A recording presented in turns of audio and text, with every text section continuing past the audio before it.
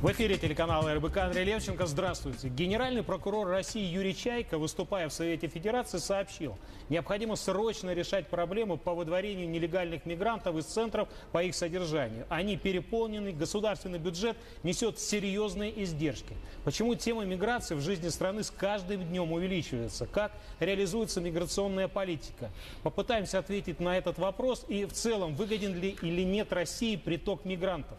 Почему ряд экспертов сегодня предупреждает, риски столкнуться с мигрантофобией в обществе серьезно увеличились. В студии Ренат Каримов, председатель профсоюза трудящихся мигрантов. Ренат, здравствуйте. Здравствуйте. Асланбек Паскачев, глава комиссии по миграционным вопросам Совета при президенте России по межнациональным отношениям. Асланбек, приветствую вас.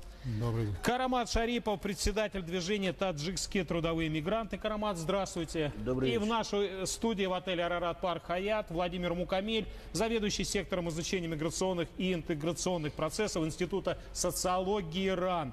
Гостей представил. Ну а вот насколько серьезен вопрос, судить вам. Я просто в поисковике набил, да, так...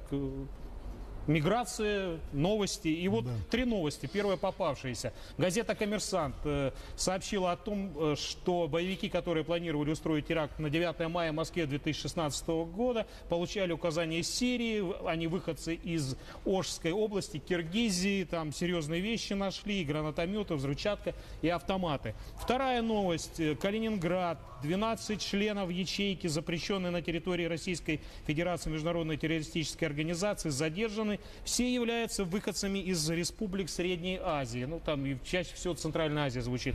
Третья новость.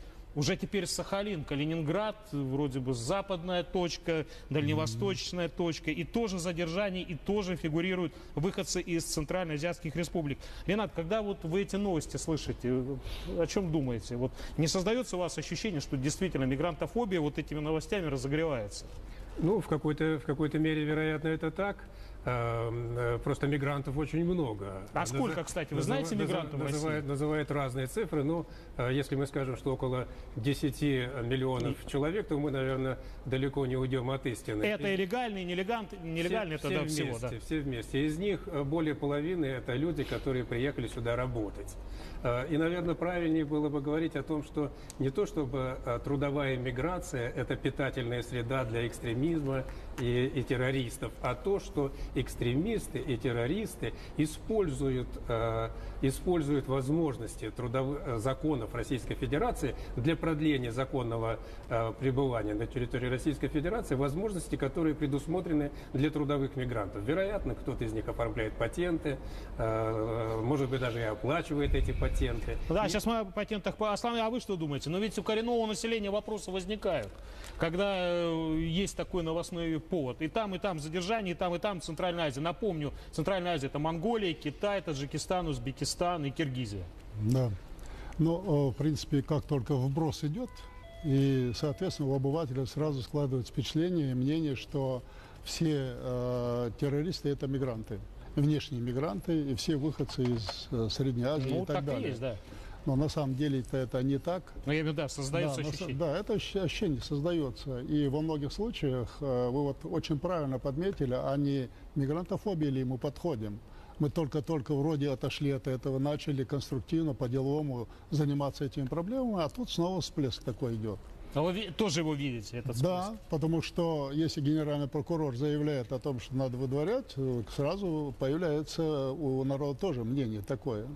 Для того, чтобы мы сегодня еще послушаем генерального прокурора. Люди имели представление, значит, террористические акты совершают как граждане, так и не граждане Российской Федерации. И распределять их, скажем, по приоритетам, это, наверное, не совсем правильно. Вопрос в другом. Методология, методика борьбы с ними, профилактики, она может быть отличаться. А так-то террорист есть террорист, независимо от того, к какому этносу или конфессии он принадлежит. Ну, понятно. Но теперь давайте, собственно, к выступлению генерального прокурора, которое состоялось, я повторю, в Совете Федерации. И предлагаю послушать выступление Юрия Чайки. 1 минута, где-то 40 секунд. Но там в его словах сконцентрированы, как мне кажется, все основные проблемы. Усилия государства затрачены на создание эффективных механизмов противодействия незаконной миграции. Несмотря на принимаемые меры, число нарушений законодательства выявленных прокурорами в этой сфере, остается значительным. В прошедшем году это 40 тысяч. Уполномоченные ведомства не в полном объеме выполняют возложенные функции по контролю за въездом, пребыванием и выездом иностранцев. Как следствие, сохраняется большое число нелегальных мигрантов. При этом интернет изобилует предложениями о способах заключения фиктивных браков, продажи паспортов гражданина Российской Федерации, видов на жительство и иных документов, подтверждающих законность пребывания на территории страны. В Алтайском и Краснодарском краях, Республике Саха-Якутия и других регионах прокуроры через суд добивались блокировки доступа к таким сайтам. Но очевидно, что требуется активизация работы других правоохранительных и государственных органов, в том числе в связи с незаконным использованием труда иностранцев, их размещением в так называемых резиновых квартирах. Необходимо срочно решать проблему административного выдворения незаконных мигрантов за пределы страны. В конце прошлого года мы проверили деятельность центров временного содержания иностранных граждан. В ряде регионов количество содержащих в них лиц значительно превышало нормативную вместимость. А люди, которые уже находились в них, из-за недостатка финансирования ожидали депортации порой от 3 до 6 месяцев. При этом на содержание только одного мигранта в месяц затрачивается 23 тысячи рублей. Ну, вот такая история, Карамат. Как-то все сконцентрировано. Здесь и все, и резиновые квартиры, незаконный найм на работу, и центры депортации, которые переполнены, и нет денег на то, чтобы... Или наоборот, есть деньги. 23 тысячи стоит в месяц содержание одного мигранта. У нас в некоторых регионах люди 15-10 тысяч получают. Здесь содержание 23. И опять у общества возникает вопрос. А почему эти... Вы, кстати, были в этих центрах? Когда-нибудь видели, что там? Что это за центры? Я более 16 лет уже нахожусь в таком плане, что постоянно нахожусь на связи с нашими трудовыми мигрантами. И на уровень Федерации мигрантов России. Вступление господина прокурора, я думаю, что он мог это все сказать еще 10 лет назад. Он мог говорить 15 лет назад. А что от этого изменилось? Резервные квартиры были, они останутся. А участкового надо кормить. Сотрудника полиции надо кормить. Работодателя почему не озвучено? А кто совершал преступление? В первую очередь работодатель совершил. Кто убрал на работу его? И вообще я сторонником тогда был и сейчас. Я, по-моему... А зачем вы нанимаетесь? Я имею в виду таджикские мигранты, например. Если вас берут незаконно, вам платят зарплату в конвертах, если не выполняется трудовое законодательство, условия созданы отвратительные, бесчеловечные, зачем человек идет на эти условия? Мы дальше так говорим. В доме есть старший. В доме есть старший или мама, или отец. Вот. Если мы говорим межгосударственный уровень, то есть на уровень президента, они должны об этом как-то согласовать. Согласен. Господин Путин, допустим, Рахмонов. Другие есть руководители государства, не буду к ним... Ну, если люди сюда едут, надо для них условия создавать. Если мы условия не можем создавать, тогда они идут в различную ячейку. Потом, в крайнем случае, говорю, надо как-то-нибудь, в конце концов, есть вопрос терроризма, экстремизма. Может, там невинные люди окажутся сейчас, посмотрите. Впервые было сегодня озвучено на телеканалах, что этих людей, которые в Калининград, отправляем на родину. Как он совершил преступление на территории России, вы хотите их депортировать. А статья-то серьезная, 205-я. А вы хорошо разбираетесь в статье. Да. Это что за статья? Это как раз то, что связано с экстремизмом сегодня. Ну, Асламбек, прокомментируйте. Меня больше всего вопрос нелегальная миграция, депортация. Еще раз, переполненные центры. Мы должны терминологически определиться. Во-первых, что такое нелегальный мигрант? Это человек, который по-пластунски или через границу как-то переполз незаконно. А те мигранты, которые у нас находятся, они все соответствуют со штампа, по паспорту, все переехали. А потом по стечению каких-то обстоятельств, или добровольно, или вынужденно, добровольно они не захотели регистрироваться, а вынужденно мы имеем в виду, когда наши службы вовремя не смогли и помочь, не смогли зарегистрировать, и иногда даже и принудили. Понятно. Ну давайте что с этими людьми делать? Еще раз говорю, центры перегружены. Я предлагаю первое. Значит, необходимо срочно выделить средства для этого вопроса государственной национальной безопасности. Если мы на Минобороны увеличиваем средства, это связано с государственной безопасностью, безопасностью наших граждан и соблюдением наших обязательств международного плана, соблюдением прав мигрантов. Мы должны выполнить это.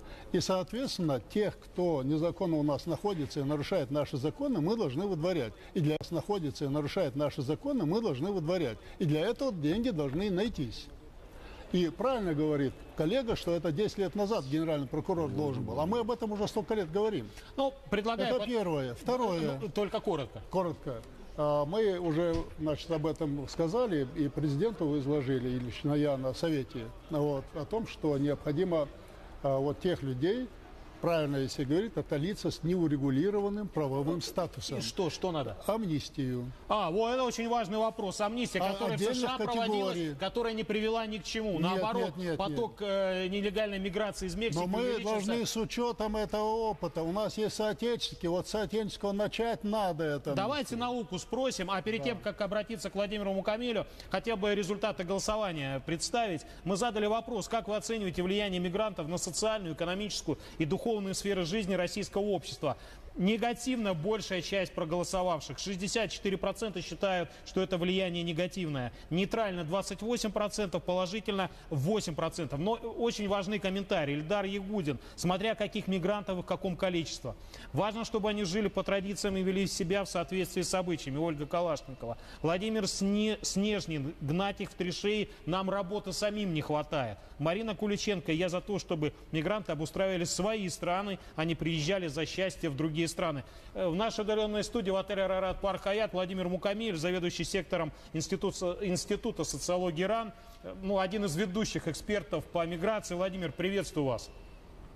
Добрый вечер. Ну вот рассудите, да, вот какая сейчас складывается ситуация, видите ли вы признаки мигрантофобии, и вообще можно ли все это движение, всех этих нелегальных мигрантов повернуть во благо экономики, во благо внешнеполитического курса? Что делать в данной ситуации? Должен сказать, что мигрантофобия всегда присутствует в обществе. Я бы сказал, что все социологические центры фиксируют некоторое снижение уровня мигрантофобии после 2013 года. Но скрытая мигрантофобия есть. Нужно ли вообще стремиться к заурегулированности миграционными потоками, если мы понимаем цели, задачи и приоритеты? К сожалению, с этим нет полной ясности. Очевидно только, что, учитывая нашу демографическую ситуацию, учитывая ситуацию на рынке труда, у нас ежегодно из трудоспособного возраста выходит около 800 тысяч миллионов человек. Ведь заметьте, мигранты находят рабочие места. Мы проводим исследования. Сейчас вместе с Высшей школой экономики завершили многотысячное исследование. Так вот, среди мигрантов тоже есть безработица, но она исключительно среди молодых, которые только-только приехали. Они находят рабочие места. Так, что касается... Секунду, вот в чем плюс для российской экономики, для российского общества в этих миграционных потоках? В чем плюс того, что, давайте я покажу слайды, например, международная миграция в 2015 году, Украина 194 тысячи человек, понятно, после каких событий, Узбекистан 74, Казахстан 65, Таджикистан 47, Армения, Молдавия, обратите внимание. А потом дальше, миграционная ситуация, следующий слайд будет. На миграционном учете 14 миллионов в 2016 году. Цель въезда, работа более 4 миллионов. Оформлено патентов 1,5 миллиона. И, соответственно, 3 миллиона пока непонятно чем занимается. Вот в чем плюс, Владимир? Только ли в том, что это рабочие места? Вы слышали комментарии. Нет, да. Люди говорят, нам самим не хватает работы. Да, но почему-то они не идут на те рабочие места, где работают мигранты. Это плохие рабочие места с неудобным графиком работы, низкооплачиваемые. Я хотел бы вас поправить. На самом деле в стране постоянно находится несколько меньше мигрантов. Скажем, в марте чуть более 9 миллионов. Каждый момент времени находится на территории России. Те цифры, которые вы привели, это те, которые приехали. Да. Но какие плюсы? Мы же находимся на экономической передаче. Заметьте, что мигранты приносят большие деньги в бюджет. В прошлом году